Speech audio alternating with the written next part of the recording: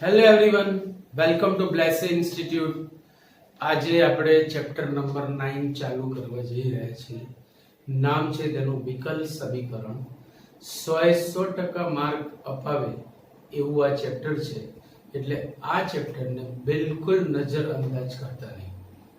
બહુ મજાનું ચેપ્ટર છે. વિકલન અને સંકલન બંનેનો એમાં ઉપયોગ છે. સો લેટ વી સ્ટાર્ટ ચેપ્ટર નંબર 9, વિકલ સમીકરણ. સૌથી પહેલા તો વિકલ સમીકરણ શબ્દ સમજવાનો છે. એની જ વ્યાખ્યા આપણે પહેલા જોવાની છે કે ભાઈ what is the meaning of વિકલ સમીકરણ, રાઈટ?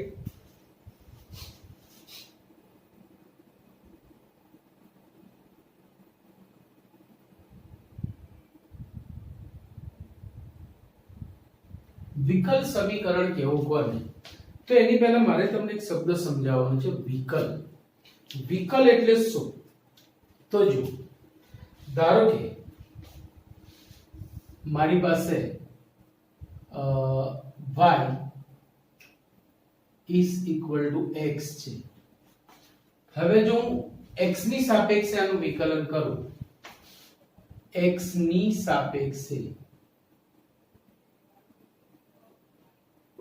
તો આનું વિકલિત થશે dy by dx equal to 1.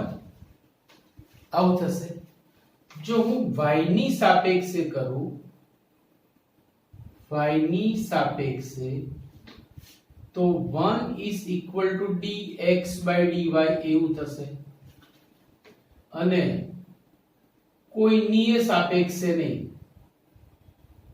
કોઈની પણ સાપેક્ષે નહીં. જો કોઈની સાપેક્ષે વિકલન જ ના થતું હોય તો કોઈનું વિકલિત 1 નહીં થાય. તો y નું વિકલિત થશે dy અને x નું વિકલિત થશે dx. ત્રણે ત્રણ વસ્તુનો મતલબ એક જ છે. તમે dx ને આ બાજુ લાવશો તો dy by dx equal to 1 આ બનશે.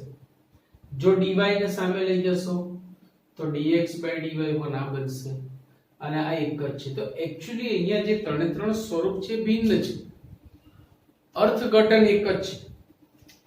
જેમ કે અહીંયા કહીશું કે આ dy અને dx નો ગુણોત્તર છે, આ dx અને dy નો ગુણોત્તર છે. તો અહીં dy અને dx એ ખરેખર અલગ પદો છે. અત્યાર સુધી આપણે એમને હંમેશા એવી રીતે જોયા છે કે જાણે એ આખું એક પદ જ હોય, લાઈક dy by dx. પણ dy by dx માં dy અને dx અલગ પદો છે. dy ને કહીશું y નું વિકલ, y નું વિકલ, અને dx ને કહીશું x નું વિકલ, derivative of y, derivative of x. તો આને કહીશું y નું વિકલ, x નું વિકલ. આ શબ્દ બરાબર યાદ રાખજો. y ના વિકલ અને x ના વિકલનો ગુણોત્તર થાય dy by dx. x ના વિકલ અને y ના વિકલનો ગુણોત્તર થાય dx by dy. જો ગુણોત્તર જ ના લો તો આપણે આમ લખીશું. તો એ જ શબ્દ છે અહીંયા વિકલ. હવે સમીકરણ. સમીકરણ શબ્દ બહુ જ અગત્યનો છે. સમજવો પણ એટલો જ જરૂરી છે, આવડવો પણ જોઈએ. દાખલા તરીકે હું એમ લખું કે x³ - 3x² + 5. તો આ એક બહુપદી થઈ, એક ચલમાં બહુપદી. આ બહુપદીનો ઘાતાંક 3 છે, કારણ કે જે મોટામાં મોટો ઘાતાંક હોય એ જ બહુપદીનો ઘાતાંક કહેવાય. પણ જો હું અહીંયા ઇક્વલ ટુ 0 આપી દઉં તો આ સમીકરણ થઈ જશે, જેમાં બરાબરનું ચિહ્ન હોય. જે પદાવલીમાં, જે વિધાનમાં બરાબરનું ચિહ્ન હોય એને આપણે સમીકરણ કહીશું. તો એક ચલ સમીકરણ છે, 3 ઘાત વાળું એક ચલ સમીકરણ, ત્રિઘાત એક ચલ સમીકરણ છે. જો હું આમ લખું, અચ્છા આ x માં જ છે, આ એક ચલમાં સમીકરણ છે, પણ જો હું આમ લખું x² plus y² plus x minus xy equal to 0 છે, આથી એ સમીકરણ છે. વળી પદનો મોટામાં મોટો ઘાતાંક 2 છે એટલે દ્વિઘાત સમીકરણ છે. વળી ચલ પણ 2 છે એટલે દ્વિચલ દ્વિઘાત સમીકરણ પણ કહી શકાય. આ દ્વિચલ દ્વિઘાત સમીકરણ છે. હવે જો સમીકરણમાં વિકલવાળા પદો પણ આવે, સમીકરણમાં વિકલવાળા પદો પણ આવે, જેમ કે હું એમ કહું કે x² plus xy into dy by dx plus 3 equal to 0. તો equal to 0 છે એટલે આ સમીકરણ છે. એમાં વિકલિત વાળું પદ પણ છે dy by dx, વિકલ વાળા પદો પણ છે, આથી આ વિકલ સમીકરણ છે.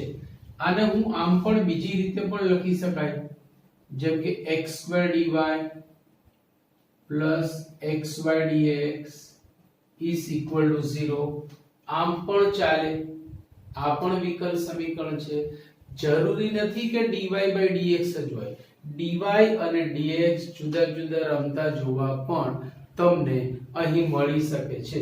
તો dy dx, તો આ વિકલ વાળા પદો આ સમીકરણમાં છે, આથી આપણે તેને વિકલ સમીકરણ કહીશું. તો જે સમીકરણમાં ચલ x હોય, ચલ y હોય અને તેના વિકલિત વાળા પદ હોય, આ વિકલ સમીકરણ નથી, આ પણ વિકલ સમીકરણ નથી, ભલે ને xy વાળા પદો રહ્યા પણ વિકલિત વાળું પદ હોવું જરૂરી છે. તો જે સમીકરણમાં ચલ x, ચલ y અને તેના વિકલિતો હોય એ જ વિકલ સમીકરણ બને. તો હું તમને અહીંયા વિકલ સમીકરણની વ્યાખ્યા આપું છું, જોતા રહેજો. હવે સામાન્ય રીતે આપણે જ્યારે પણ સમીકરણ લખીએ ને, તો એમાં જો કદાચ કોઈ ચલની કિંમત મૂકવાની હોય ને, તો આપણે હંમેશા પહેલા x ની જ કિંમત મૂકીશું. તમે જોજો, x ને આપણે લીડર ઓફ ધ વેરિયેબલ્સ એવું કીધું છે. ચલોનો એ મુખ્ય છે, હેડ છે, યાદ રાખજો.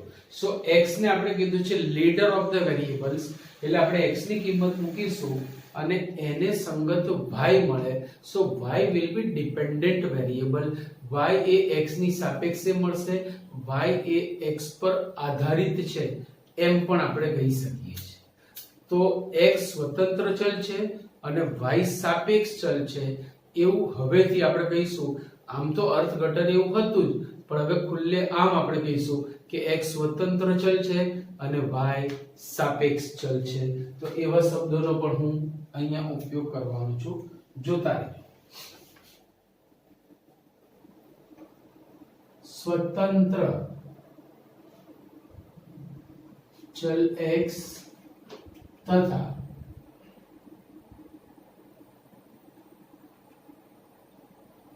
અજ્ઞાત વિધેય y is equal to fx. એટલે સાપેક્ષ ચલ પણ કહી શકાય, અજ્ઞાત વિધેય પણ કહી શકાય, because y is dependent on x.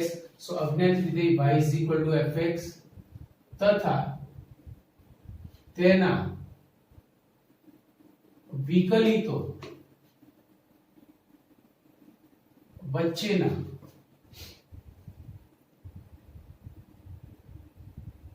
વિધેયાત્મક સંબંધ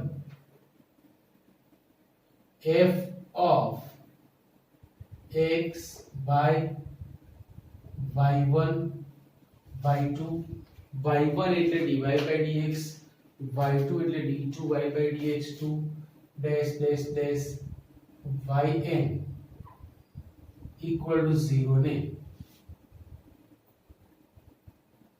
વિકલ સમીકરણ કહે છે, જેમાં x હોય, y હોય અને તેમના વિકલિતો હોય તેવા સમીકરણને વિકલ સમીકરણ કહે છે. તેવા સમીકરણને વિકલ સમીકરણ કહે છે. એના ઉદાહરણો આમ તમે અહીં આપે છે, છતાં આપણે ફરીથી લખીએ. દાખલા તરીકે x plus y into dy by dx equal to 0. એ વિકલ સમીકરણ છે x² + y² into d2y/dx2 plus xy equal to 0 આવા બધા વિકલ સમીકરણ છે. તો આ સમજૂતી થઈ ગઈ વિકલ સમીકરણની અને એના માટેનો અંગ્રેજી શબ્દ છે ડિફરન્શિયલ ઇક્વેશન. ડિફરન્શિયલ ઇક્વેશન અવિકલ સમીકરણ છે. જો dy/dx એટલે કે વિકલ વાળા પદો ના હોય તો તે સાદું સમીકરણ બની રહેશે. વિકલ વાળા પદોના કારણે આપણે તેને વિકલ સમીકરણ કહીશું. આટલી વસ્તુ ક્લિયર થઈ ગઈ. વિકલ સમીકરણ સમજ પડ્યા પછી એના પછીનો ટોપિક જે MCQ માં ખાસ પૂછાતો હોય છે અથવા નાના દાખલામાં ગુજસેટ JEE માં આવવાના પૂરેપૂરા ચાન્સીસ એવો એક આપણો ટોપિક છે કક્ષા અને પરિમાણ. કક્ષા અને પરિમાણ.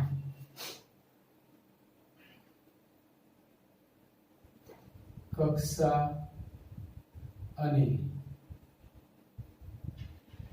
પરિમાણ. Order and degree. ઓર્ડર એટલે કક્ષા, ડિગ્રી એટલે પરિમાણ. હવે પહેલા તો આપણે એને સમજી લઈએ કે દાખલા તરીકે d3y/dx3 plus x into d2y/dx2 ની 2 ઘાત minus y² into dy/dx ની 4 ઘાત equal to 0. મેં અહીંયા એક વિકલ સમીકરણ લખ્યું છે. હવે આ જે વિકલ સમીકરણ છે એમાં આ જે પદ છે એ ત્રણ કક્ષાવાળો તૃતીય કક્ષાનો વિકલિત છે. dy/dx ને પ્રથમ કક્ષાનો વિકલિત કહીશું, d2y/dx2 ને દ્વિતીય કક્ષાનો વિકલિત કહીશું, d3y/dx3 ને તૃતીય કક્ષાનો વિકલિત કહીશું, dny/dxn ને nમી કક્ષાનો વિકલિત કહીશું. તો આ છે તૃતીય કક્ષાનો વિકલિત, આ છે દ્વિતીય કક્ષાનો વિકલિત, આ છે પ્રથમ કક્ષાનો વિકલિત. આપેલ વિકલ સમીકરણમાં મહત્તમ કક્ષાવાળા વિકલિતની કક્ષાને તે વિકલ સમીકરણની કક્ષા કહે છે. આપેલ વિકલ સમીકરણમાં મહત્તમ કક્ષાવાળા વિકલિતની કક્ષાને આખા વિકલ સમીકરણની કક્ષા કહે છે અને તેના જ ઘાતાંકને વિકલ સમીકરણનું પરિમાણ કહે છે. એટલે આ ત્રણ કક્ષા અને એક પરિમાણ વાળો વિકલ સમીકરણ થઈ ગયું.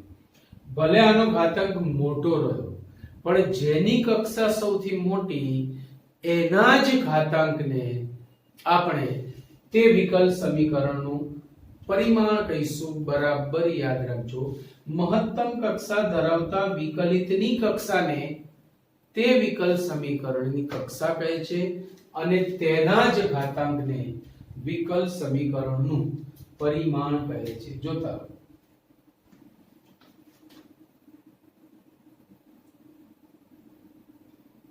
આપેલ વિકલ સમીકરણમાં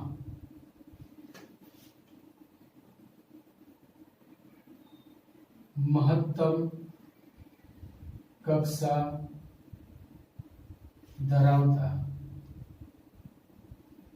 વિકલિતની કક્ષાને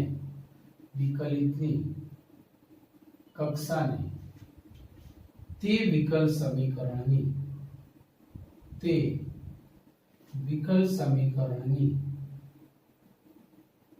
કક્ષા કહે છે. તે વિકલ સમીકરણની કક્ષા કહે છે અને તેના જ ઘાતાંકને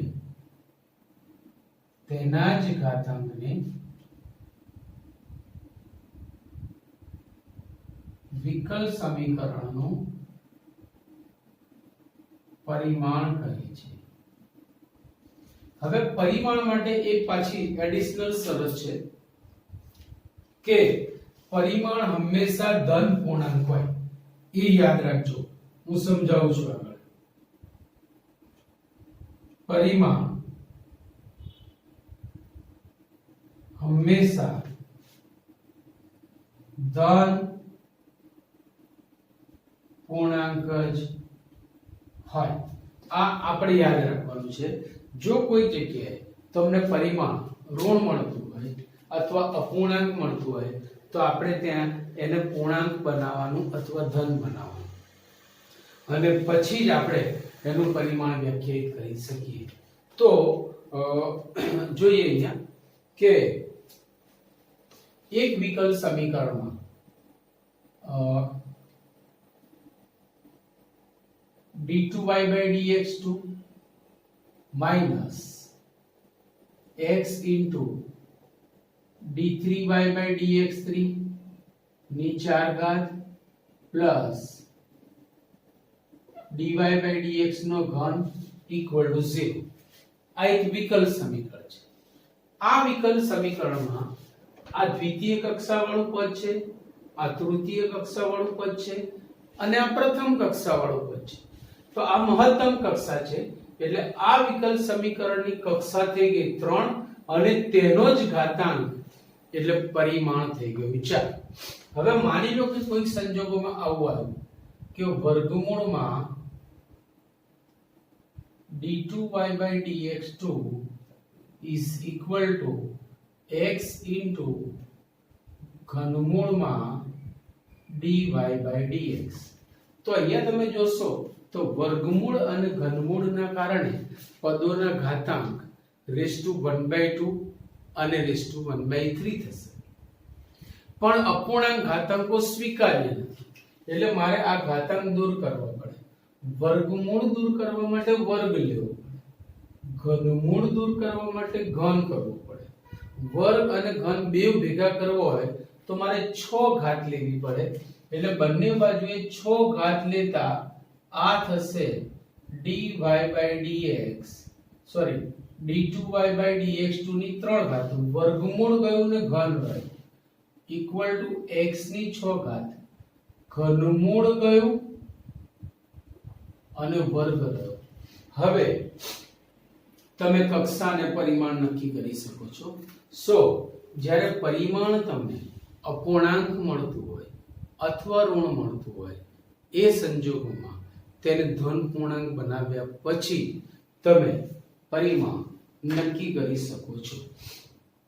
હજી આગળ જઈએ તો આ બધામાં તમે જુઓ કે આ છે વિકલિતની પદાવલી કે બધામાં વિકલિત આ x ની પદાવલી છે, x અને y ની પદાવલી છે, આ વિકલિતની પદાવલી છે. બરાબર છે. હવે કેટલીક વખત એવું બને કે આપેલ વિકલ સમીકરણમાં વિકલિતની પદાવલી ના હોય તો એ સંજોગોમાં તમને પરિમાણ નહીં મળે. બરાબર યાદ રાખજો. દાખલા તરીકે એક ઉદાહરણ આપું કે x² into d2y/dx2 plus x into dy/dx minus sin of dy/dx. sin વિધેયના ખૂણામાં dy/dx જતું રહ્યું એટલે આ વિકલિત વાળી બહુપદી ના થઈ. કેમ? તો કે આ ચલ બહુપદીનો નથી પણ sin વિધેયનો પોતાનો છે. આ સંજોગોમાં આવા વિકલ સમીકરણમાં કક્ષા 2 છે એવું કહીશું પણ પરિમાણ ન મળે આવું આપણે જવાબમાં લખીશું. આવા વિકલ સમીકરણમાં કક્ષા મળે પરંતુ પરિમાણ ન મળે. The degree is not possible, does not define. તમે એવું લખી શકો છો. તો જો કોઈ વિધેયના ખૂણામાં dy/dx હોય યા કોઈ વિધેયના ઘાતાંકમાં dy/dx હોય તો આ સંજોગોમાં તે dy/dx ની પદાવલી નથી અથવા વિકલિતની પદાવલી નથી તો ત્યાં આપણે એની પરિમાણ વ્યાખ્યાયિત કરીશું ને. બરાબર છે. તો આ બધી વાત થઈ ગઈ કક્ષા અને પરિમાણની. તો કક્ષા અને પરિમાણના દાખલાઓ ચોપડીમાં આપણને આપ્યા છે, બહુ સારા છે, મોઢે કરી શકાય એવા છે. તો આપણે એની શરૂઆત કરીએ. ત્યાં સુધી આ લખી લો. આવી જાઓ સ્વાધ્યાય 9.1 માં 9.1 માં કુલ 12 દાખલાઓ આપેલા છે. મેં અહીંયા બધા નથી લખ્યા, જે તમને આવડે એવા છે એ રવા દીધા છે અને સમજાવવા માટે લગભગ દરેક પ્રકારનો એક એક દાખલો મેં અહીંયા લખ્યો છે. અહીંયા મેં તમને સમજાવ્યું છે કે જે મોટામાં મોટી કક્ષા હશે એ આખા વિકલ સમીકરણની કક્ષા. એમ માની લો કે 5 મિત્રો છે. પહેલા મિત્ર પાસે 2000 રૂપિયા છે, બીજા મિત્ર પાસે 7000 રૂપિયા છે, ત્રીજા મિત્ર પાસે 13000 રૂપિયા છે, ચોથા મિત્ર પાસે 20000 રૂપિયા છે. એટલે આપણે એવું કહી શકીએ કે આ ટોળકી પાસે 20000 રૂપિયા છે. જેની પાસે સૌથી વધારે રૂપિયા છે એ ટોળકીના રૂપિયા એમ ગણવા. બરાબર? આ ટોળકી થઈ પદોની. હા, ચલ હવે અહીંથી જોઈએ. તો પહેલા દાખલામાં તમે જોઈ શકો છો કે y ટ્રિપલ ડેશ નો મતલબ આ એક સંકેત છે, મેં તમને આપેલો છે d3y/dx3 તૃતીય કક્ષાનું વિકલન. તો આ dy/dx ની પદાવલી નથી, કારણ કે sin વિધેયના ખૂણામાં d3y/dx3 છે. આથી ત્યાં પરિમાણ વ્યાખ્યાયિત થશે નહીં. તો કક્ષા કેટલી થશે? તો જો આની કક્ષા 4 છે અને આની કક્ષા 3 છે, તો મહત્તમ કક્ષા આ થઈ. એટલે વિકલ સમીકરણની કક્ષા થશે 4 અને પરિમાણ ન મળે. આ વિકલ સમીકરણનું પરિમાણ ન મળે, કક્ષા 4 થઈ ગઈ. હવે અહીંયા જોઈએ તો અહીંયા પણ dy/dx cos વિધેયના ખૂણામાં છે. એનો મતલબ એવો થયો કે અહીંયા પણ પરિમાણ નહીં મળે. હવે આની કક્ષા 2 છે અને આની કક્ષા 1 છે, તો મોટામાં મોટી કક્ષા 2 છે.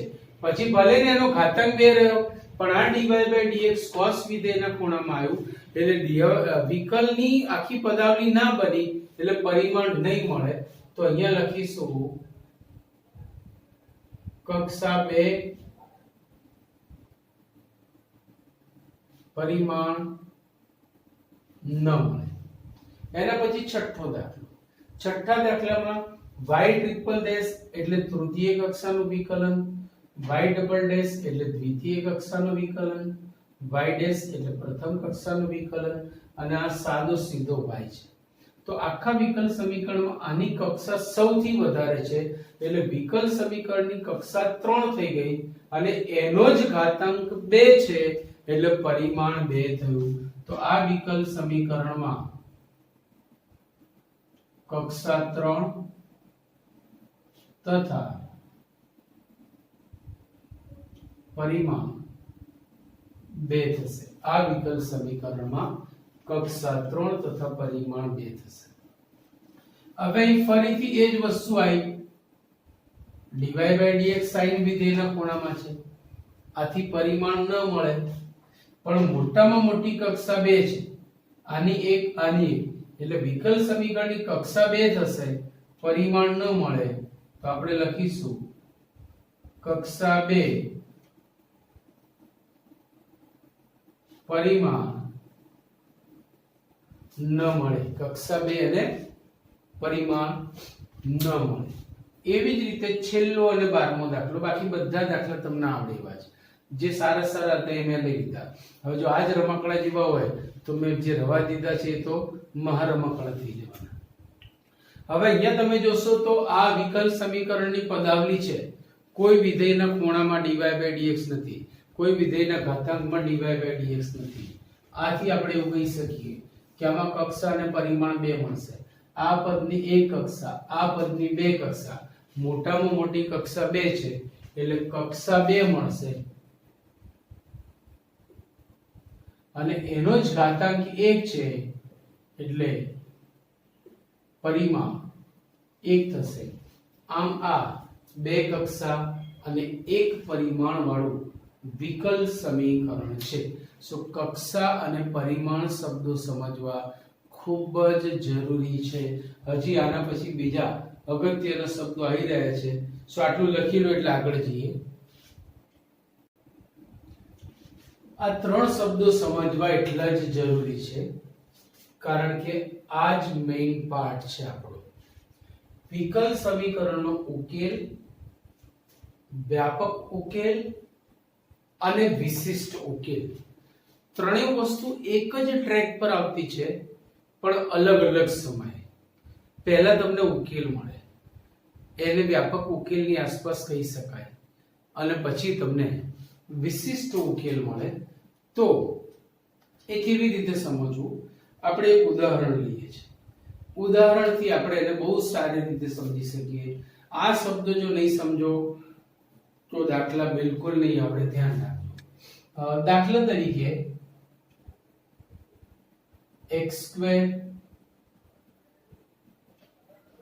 plus y² is equal to r². આ r ત્રિજ્યા વાળું અને ઉગમ બિંદુ કેન્દ્ર વાળું વર્તુળ છે. ઉગમ બિંદુ કેન્દ્ર અને r ત્રિજ્યા વાળું વર્તુળ છે. આટલું અંતર આ એકમ છે. બરાબર સમજો. અહીં x અને y બે ચલ છે તથા r ચલિત અચળ છે એટલે સ્વૈર અચળ છે. કેવી રીતે? જો હું r 1 લઈશ તો ઉગમ બિંદુ કેન્દ્ર અને 1 એકમ ત્રિજ્યા વાળું વર્તુળ બનશે. જો r 2 લઈશ તો x² y² 4 ઉગમ બિંદુ કેન્દ્ર અને 2 એકમ ત્રિજ્યા વાળું વર્તુળ બનશે. જો r 3 લઈશ તો x² y² 9 જે ઉગમ બિંદુ કેન્દ્ર અને 3 એકમ ત્રિજ્યા વાળું વર્તુળ બનશે. આમ x અને y ચલ છે જ્યારે r ચલિત અચળ છે. કેમ? તો કે r 1 માટે વર્તુળ પર બીજા બિંદુઓ મળશે. r ફિક્સ થઈ જશે પણ પાછું r બદલીશ એટલે નવું વર્તુળ એના માટે જુદા જુદા બિંદુઓ મળશે પણ r અચળ થઈ જશે એટલે ચલિત અચળ. ચલિત અચળ શબ્દનું બીજું નામ છે સ્વૈર અચળ. ચલિત અચળ એટલે સ્વૈર અચળ એટલે કે આર્બિટરી કોન્સ્ટન્ટ એવો શબ્દ પણ એના માટે મૂકેલો છે. હવે મારે વિકલ સમીકરણ લાવવું છે. વિકલ સમીકરણ લાવવું હોય તો હું ઊંધી દિશામાં તમને લઈ જઈ રહ્યો છું. ચેપ્ટર માટે જે સીધી દિશા છે એ અત્યારે ઊંધી દિશા છે પણ આપણા માટે તો એ સીધી દિશા જ રહેશે. ચેપ્ટર માટે ઊંધી દિશા થઈ જશે. મારે એનું વિકલ સમીકરણ લાવવું છે. વિકલ સમીકરણમાં વિકલિત વાળા પદો હોવા જરૂરી છે. અત્યારે આપેલા સમીકરણમાં એક પણ વિકલિત વાળું પદ નથી. હવે x ની સાપેક્ષે વિકલન કરતા x ની સાપેક્ષે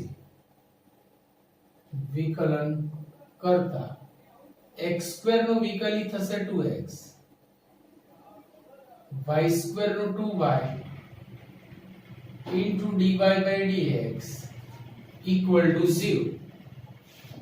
હજી અહીંયાથી 2 કોમન નીકળીને 0 ના છેદમાં જાય છે માટે x plus y into dy by dx equal to 0.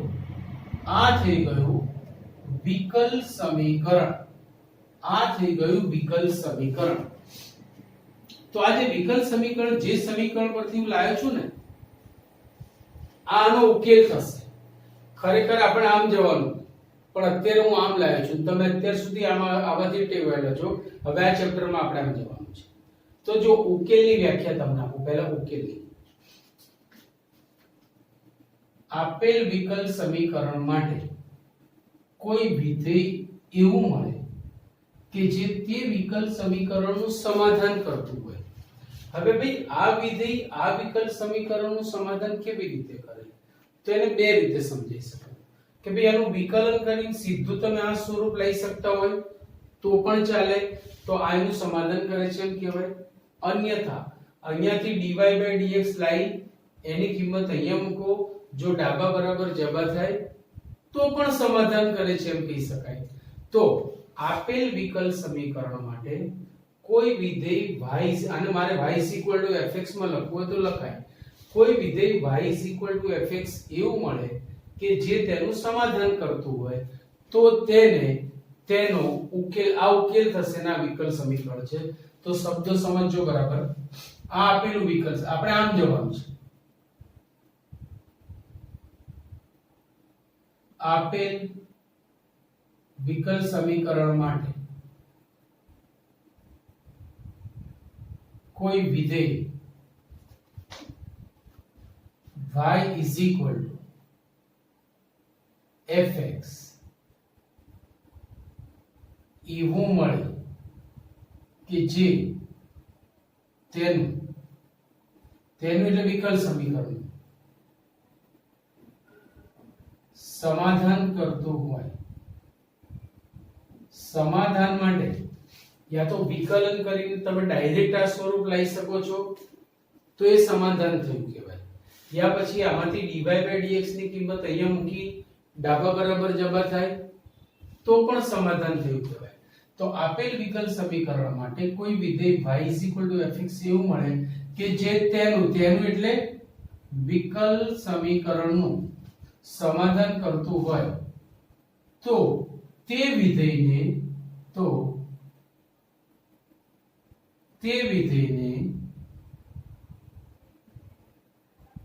આપેલ વિકલ સમીકરણનો ઉકેલ કહે છે. તે વિધેયને આપેલ વિકલ સમીકરણનો ઉકેલ કહે છે. હવે તમે જોજો, હું આમ લખું, અહીંયા r = 1 લીધું અને પછી એનું વિકલન કરીશ તો બી આ જ જવાબ આવશે. r = 2 મૂકીને વિકલન કરીશ તો બી આ જ જવાબ આવશે, કારણ કે આ તો અચળ છે, એનું વિકલિત 0 થવાનું. r = 5 લઈશ, વિકલન કરીશ આ જ જવાબ આવશે. એનો મતલબ કે x² + y² = 1 નું વિકલ સમીકરણ પણ આ છે, x² + y² = 4 નું વિકલ સમીકરણ પણ આ છે, x² + y² = 9 નું વિકલ સમીકરણ પણ આ છે. તો હું r ની જુદી જુદી કિંમતો મૂકવા છતાં દરેક વખતે વિકલ સમીકરણ આનું આ જ મળશે. એનો મતલબ એવો થયો કે એ બધાનો ઉકેલ થયા, પણ એ બધા ઉકેલો આની અંદર સમાયેલા છે. By putting the different value of r, જો આપણે r ની જુદી જુદી કિંમતો મૂકીશું તો આપણને જુદા જુદા ઉકેલ મળશે. તો પહેલી વ્યાખ્યા પતી, પછી હું બીજી વ્યાખ્યા ઉપર આવું છું, વ્યાપક ઉકેલ પર. વિકલ સમીકરણનો જે ઉકેલ તેના બધા ઉકેલોને સમાવી લેતો હોય. x² + y² = 1 પણ આમાં છે, x² + y² = 4 પણ આમાં છે, x² + y² = 9 પણ આમાં છે, અને હજી પણ આગળ જઈ શકીએ તો આ બધાનો વ્યાપક ઉકેલ થયો. તો આ પહેલી વ્યાખ્યા થઈ વિકલ સમીકરણના ઉકેલ. હવે આપણે વ્યાપક ઉકેલ માનીએ છીએ.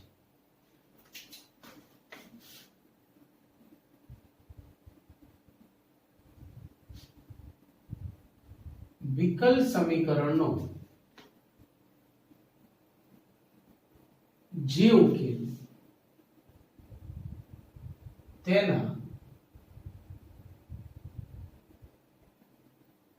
સર્વ ઉકેલોને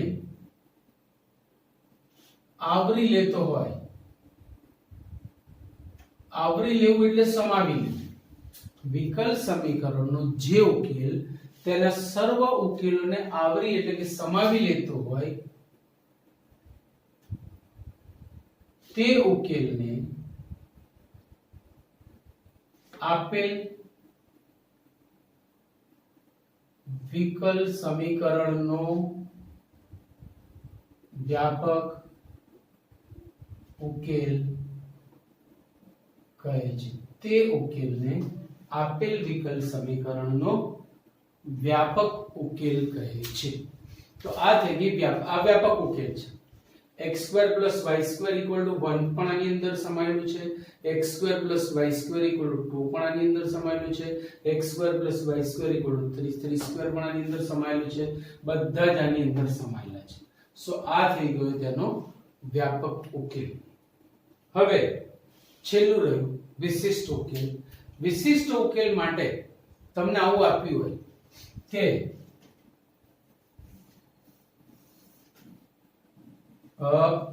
વિકલ સમીકરણ આપ્યું હોય અને એનો ઉકેલ મેળવો કે જે 3 - 4 નું સમાધાન કરે. જો x + y * dy/dx = 0 નો એવો ઉકેલ મેળવો.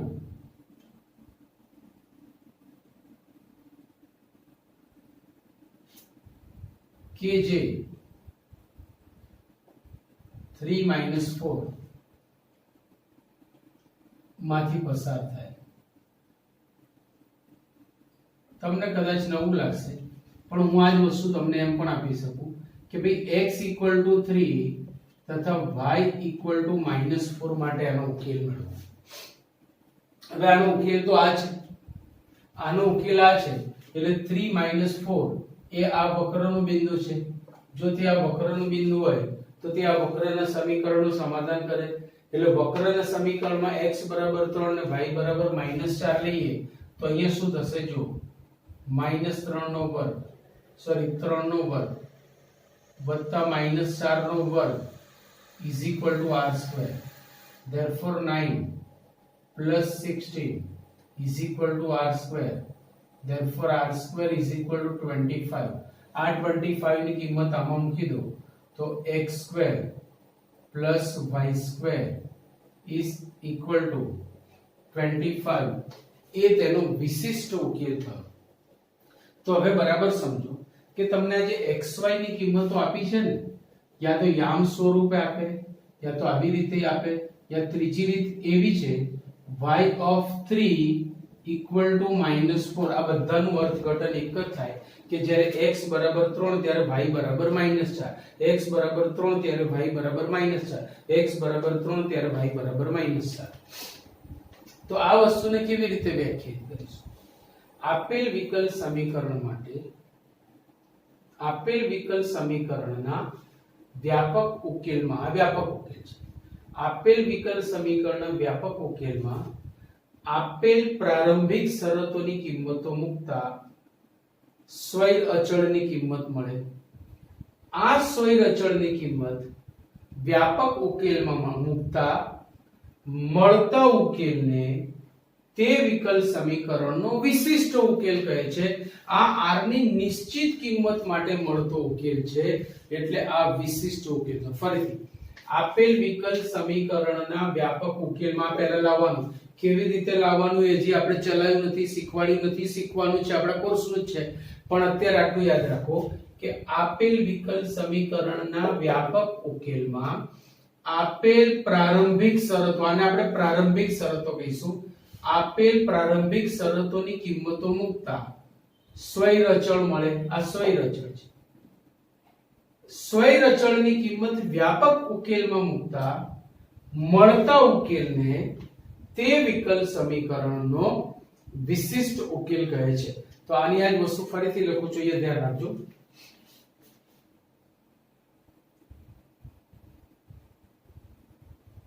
આપેલ વિકલ સમીકરણના વ્યાપક ઉકેલમાં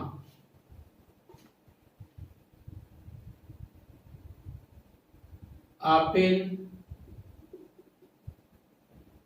પ્રારંભિક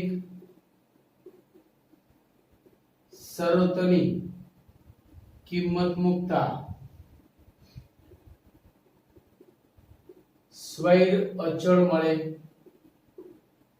આ સ્વૈર અચળની કિંમત આ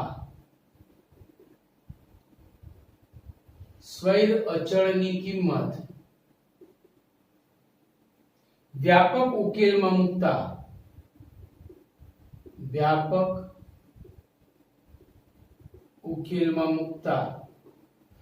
મળતા ઉકેલને વ્યાપક ઉકેલમાં મૂકતા મળતા ઉકેલને તે વિકલ સમીકરણનો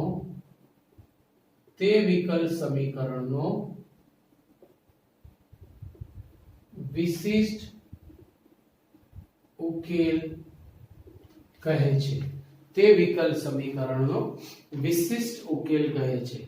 તો આ ત્રણ શબ્દો ખૂબ અગત્યના છે આ ચેપ્ટરના, કારણ કે એના વગર આ ત્રણ શબ્દો એ એના ત્રણ પૈડા છે, એના વગર ગાડી આગળ જવાની નથી.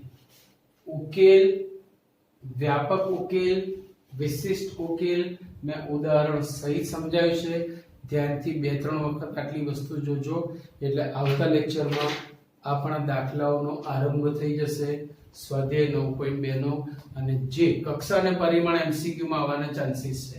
આ કંઈ બહુ ડેન્જરિયસ મોટા દાખલા નથી, પણ જે પરીક્ષામાં પૂછાય એવા દાખલા છે એ બધા સ્વાધ્યાય 9.2 થી સ્ટાર્ટ થશે. તો આવતા લેક્ચરમાં આપણે 9.2 સ્ટાર્ટ કરીશું. ત્યાં સુધી bye bye, Tata, C you.